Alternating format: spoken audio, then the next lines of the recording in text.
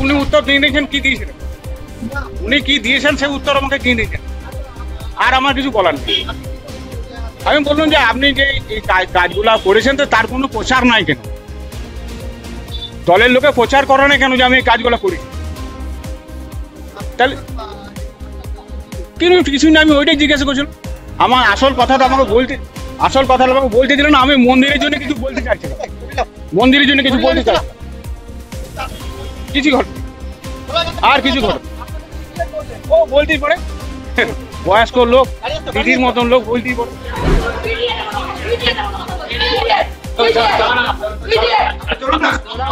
বলছেন যে ট্যাঙ্কের টাকা দিচ্ছিল রাতের অন্ধকারে টাকা ফেরত নিয়ে গেছে, এটা তো হয় না, এটা তো ব্যাংক টু ব্যাংক ট্রান্সফার হয়, এটা কি আর ক্যাশ টাকা ফেরত নিয়ে যাওয়া?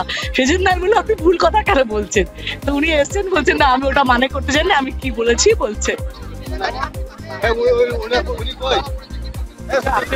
আমি ওর সাথে কথা বলবো, এটা আপনার জন্য নয়, ঠিক আছে? আপনারা দেখানোর জন্য তো আপনারা বিশাল করবেন, কিন্তু আমি ওনার সাথে কথা বলছি, উনি এসছেন আমার কাছে।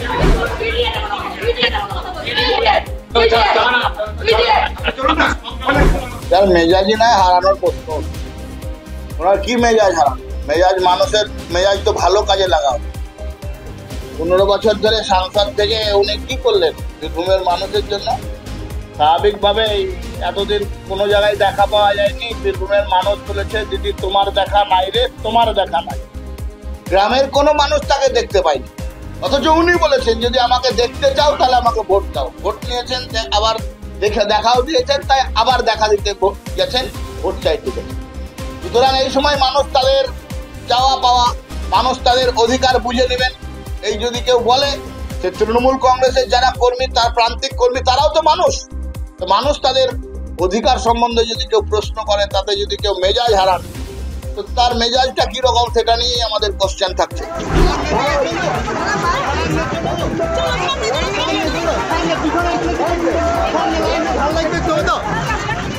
সামনে লোকই নাই মনে হচ্ছে।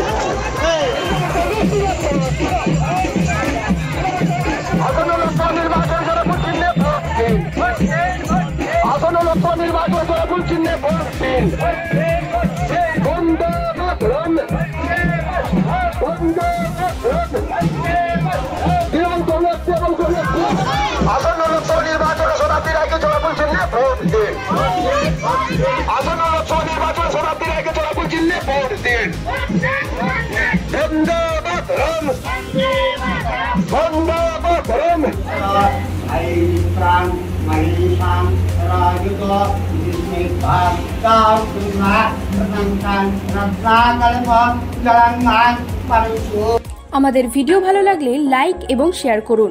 কমেন্ট সেকশনে গিয়ে জানান আপনাদের মতামত। আরও ভিডিও পেতে আমাদের চ্যানেল সাবস্ক্রাইব করুন এবং প্রতি মুহূর্তে খবরের আপডেট পেতে প্রেস করুন বেল আইকন।